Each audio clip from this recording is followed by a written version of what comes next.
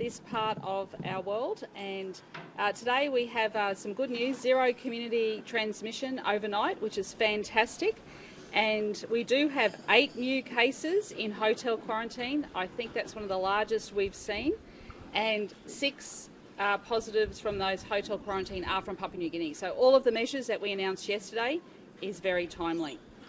We now have 48 active cases in our hospitals, and that means that they are in a secure area of the hospitals.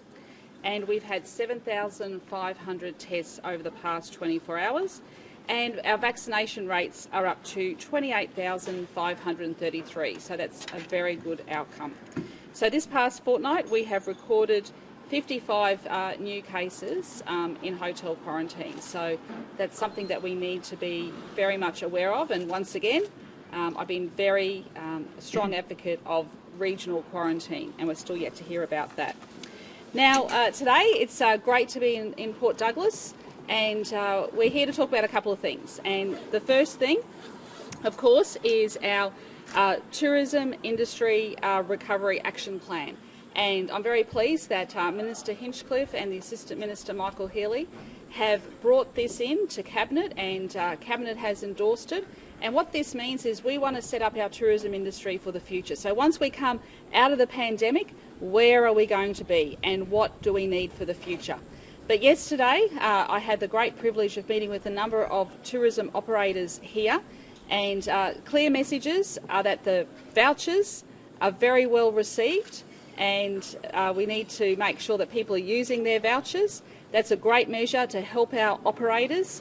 And we'll be visiting a couple of places today to see how that's going. So that's a good way of directly helping people.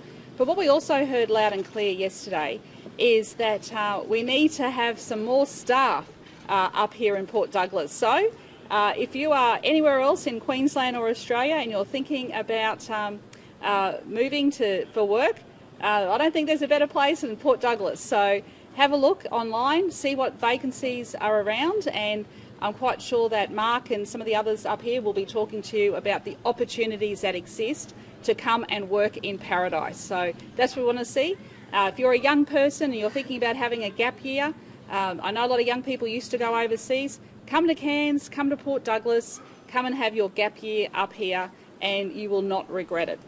So back to our Tourism Recovery Action Plan Task Force. We will be having Liz Savage will chair that panel, and Minister Sterling Hinchcliffe will say a little bit more about that.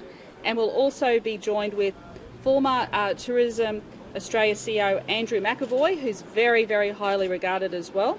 And of course, Tourism Events Queensland Chair Brett Godfrey will also be on the panel. So once again, this is about setting up Queensland for the future. And once we come through this pandemic, Queensland will be a highly sought-after destination for people to come.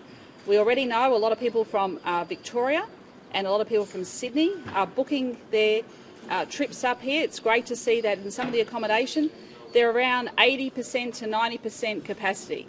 That's fantastic for this time of year, but we need people out and about enjoying the experiences, enjoying everything that this wonderful region has to offer.